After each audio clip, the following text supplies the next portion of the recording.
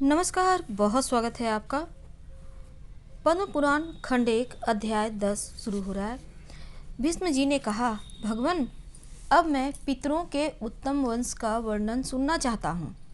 पुलस्त जी बोले, राजन, बड़े हर्ष की बात है। मैं तुम्हें आरंभ से ही पितरों के वंश का वर्णन सुनाता हूँ, सुनो। स्वर्ग में पितरों के 7 गण हैं। उनमें 3 तो मूर्ति रहित है और 4 मूर्तिमान हैं। ये सब के सब अमित तेजस्वी हैं। इनमें जो मूर्ति रहित पितृगण हैं वे बैराज प्रजापति के संतान हैं और अतः बैराज नाम से प्रसिद्ध हैं। देवगण उनका भजन करते हैं। अब पितरों की लोक सृष्टि का वर्णन करता हूँ, श्रवण करो। सोमपथ नाम से प्रसिद्ध कुछ लोक हैं जहाँ कश्यप के पुत्र पितृगण निवास करते हैं और देवता लोग सदा उनका सम्मान करते हैं। अग्निस्त्वात नाम से प्रसिद्ध यज्वा पितृगण उन्हीं लोकों में निवास करते हैं। स्वर्ग में विभ्राज नाम के जो दूसरे तेजस्वी लोक हैं उनमें बहिर्संज्ञक पितृगण निवास करते हैं। वहाँ मोरों से जुते हुए हजारों विमान हैं और संकल्प में वृक्ष भी हैं जो संकल्प के अनुसार फल प्रदान करने वाले हैं। जो लोग इस लोक में अपने पितरों के लिए श्राद्ध करते हैं उन विभ्राज नाम के लोकों में जाकर समृद्धिशाली भवनों में आनंद भोगते हैं और वहाँ मेरे सैकड़ों पुत्र विद्यमान रहते हैं जो तपस्या और योग बल से संपन्न महात्मा, महान, सौभाग्यशाली और भक्तों को अभयदान देने वाले हैं। मार्तंड मंडल नामक लोक में मरीचि गर्भ नाम के पितृगण निवास करते हैं। वे अंगिरा मुनि के पुत्र हैं और लोक में हविष्यमान नाम से विख्यात हैं। वे राजाओं के पितर हैं और स्वर्ग तथा मोक्ष रूप फल प्रदान करने वाले हैं। तीर्थों में श्राद्ध करने वाले श्रेष्ठ क्षत्रिय उन्हीं लोक में जाते हैं। कामदूत से नाम से प्रसिद्ध जो लोक है वे इच्छानुसार भोग की प्राप्ति कराने वाले हैं। उनमें सुस्वध नाम के पितर निवास करते हैं। लोक में वे आज्य नाम से विख्यात हैं और प्रजापति कर्दम के पुत्र हैं। पुलह के बड़े भाई से उत्पन्न वैश्यगण उन पितरों की पूजा करते हैं।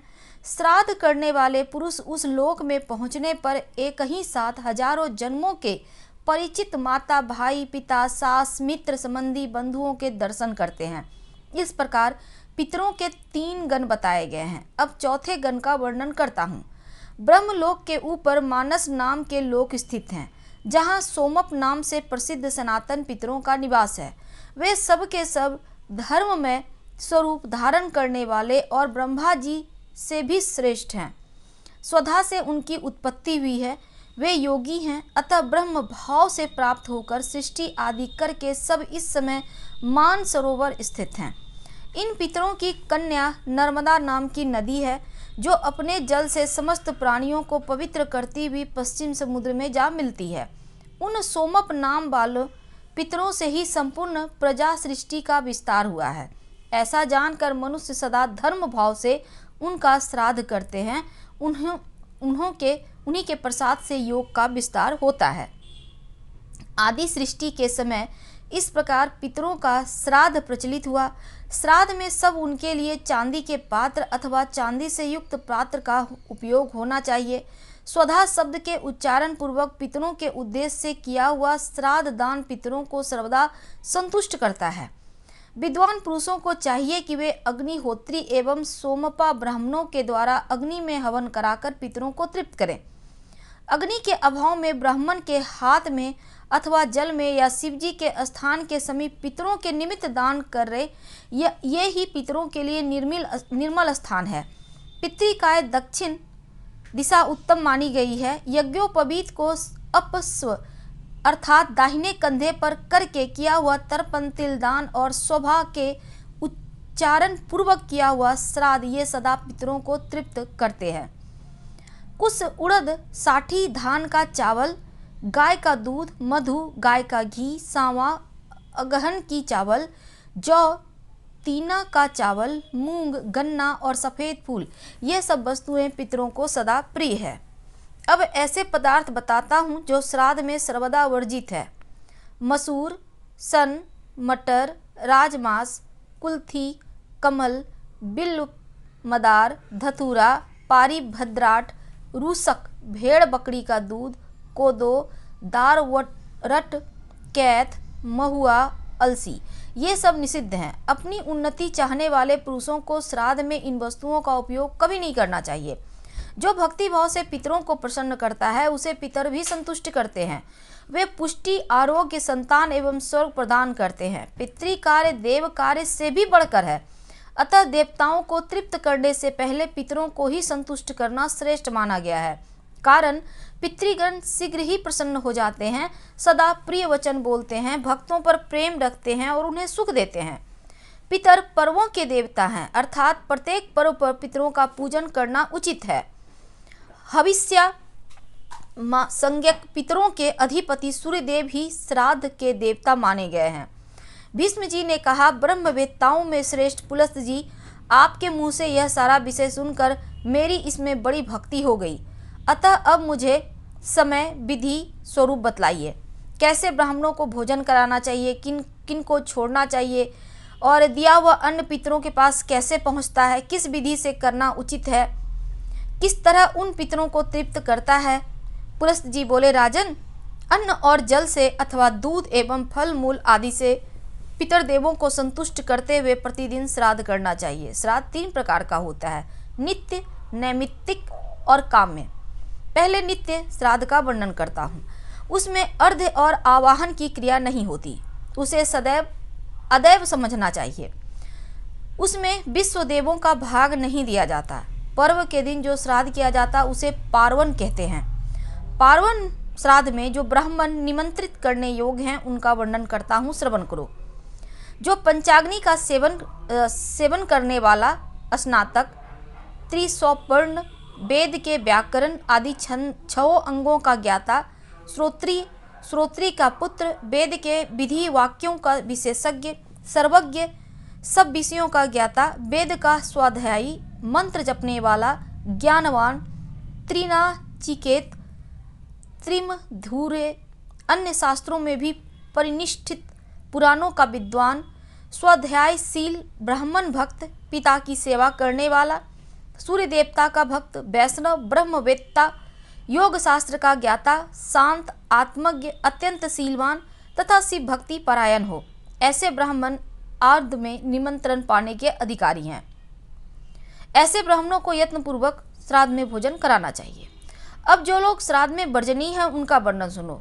पतित, पतित का पुत्र, नपुंसक, चुगलखोर, अत्यंत रोगी, ये सब श्राद्ध के समय धर्मज्ञ पुरुषों द्वारा त्याग देने योग्य हैं।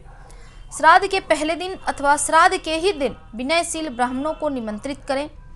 ब्राह्मणों के शरीर में पितरों का आवेश हो जाता है। निमंत्रण देने पर वायु के रूप में उनके भीतर वे प्रवेश करते हैं और ब्राह्मणों के बैठने पर स्वयं भी उनके साथ बैठे रहते हैं। किसी ऐसे स्थान को जो दक्षिण दिशा की ओर नीचा हो, गोबर से लीप कर वहाँ श्राद्ध आरंभ करें अथवा गौशाला में या जल के समीप श्राद्ध करें। आहिताग्नि पुरुष पितरों के लिए चरु बनाए और यह कहकर कि इसमें पितरों का श्राद्ध करूँगा, वह सब दक्षिण दिशा में रख दे। इसके बाद उसमें घृत और मधु मिलाकर अपने सामने की ओर 3 पिंडदान की वेदियां बनाए। उनकी लंबाई और बित्ता और चौड़ाई 4 अंगुल की होनी चाहिए। साथ ही खैर की 3 कलछुल बनवाए जो चिकनी हो, जिसमें चांदी का संसर्ग हो। उसकी लंबाई 1-1 रत्नी की और साकार हाथ के समान सुंदर होना उचित है। जल पात्र, कांस्य पात्र, प्रोक्षण, समिधा, कुश, तिल पात्र, उत्तम वस्त्र, गंध, धूप, चंदन, ये सब वस्तुएं धीरे धीरे दक्षिण दिशा में रखें।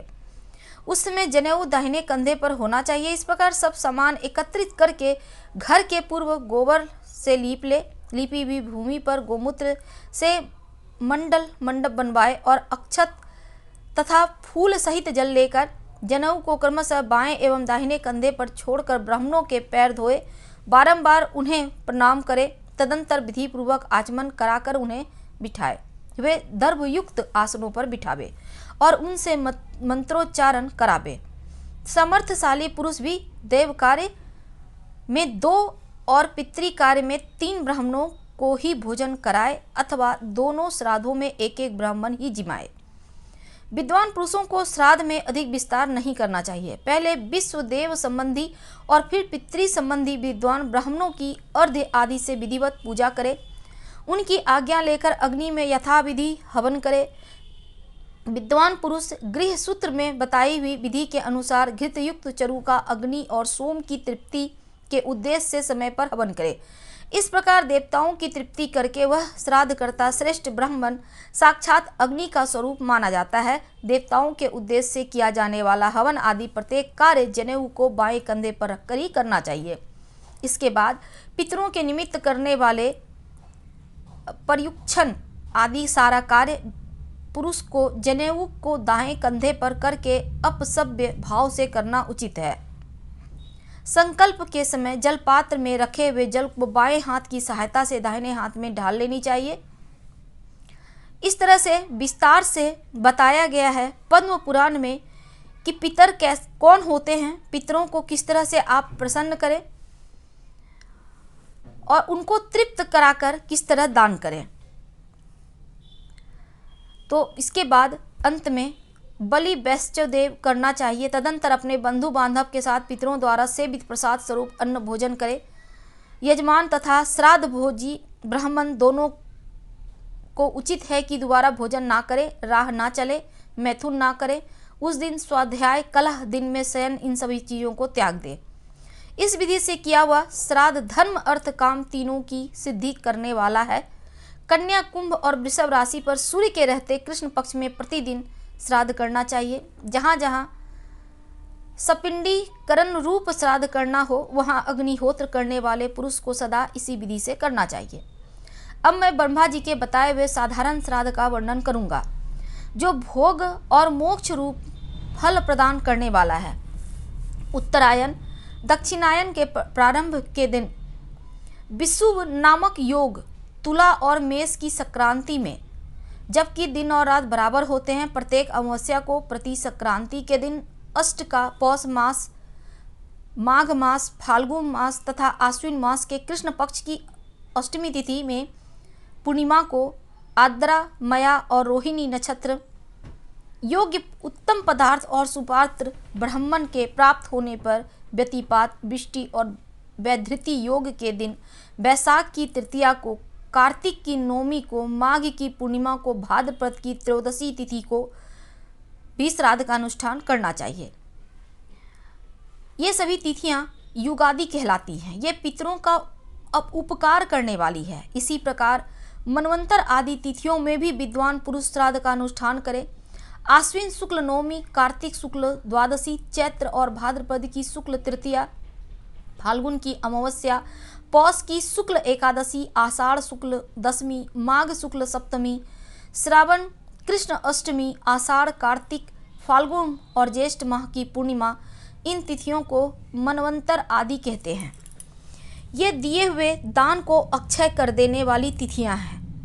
विद्वान पुरुष को चाहिए कि वैशाख की पूर्णिमा को ग्रहण के दिन किसी उत्सव के अवसर पर और महालया आश्विन कृष्ण पक्ष में तीर्थ, मंदिर, गौशाला, द्वीप, उद्यान तथा घर आदि में लिपे पुते एकांत स्थान में श्राद्ध करे। पहले विश्व देवों के लिए आसन देकर जौ और पुष्पों से उनकी पूजा करें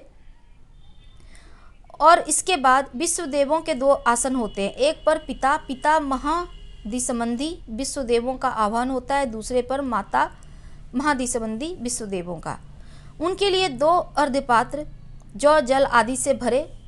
इस तरह से नियमों के द्वारा उनकी पूजा करें और उनको निमंत्रण देकर उनको बुलाए। ब्राह्मणों को तृप्त करने के भोजन कराए। अंत में जल अन्न आदि शेष रहे उनको आगे जमीन पर बिखेर दे। उन जीवों का भाग होता है जो संस्कार आदि से हीन होने के कारण अधम गति को प्राप्त होते हैं। तो ब्राह्मणों को तृप्त जानकर उन्हें हाथ मुंह धोने के लिए जल प्रदान करें। उसके बाद गाय के गोबर और गोमूत्र से लिपी हुई भूमि पर दक्षिणा कुश बिछाकर उनके ऊपर यत्नपूर्वक पितृयज्ञ की भांति विधिवत पिंडदान करें। तो बहुत सारे नियम हैं जिनको करके आप पितृदेवों को संतुष्ट कर सकते हैं और उसके बाद उनको नमस्कार करें। शूद्र के लिए दान ही प्रधान है, क्योंकि दान से उनकी समस्त कामनाएं पूर्ण हो जाती है। वैसे तो बहुत सारे विधान हैं। फिलहाल हम आपसे विदा लेते हैं। कल हम आपसे मिलेंगे पद्म पुराण के खंड 1 अध्याय 11 में। हम आपसे विदा लेते हैं। धन्यवाद। पसंद आ रहा हो तो लाइक कर सब्सक्राइब करें।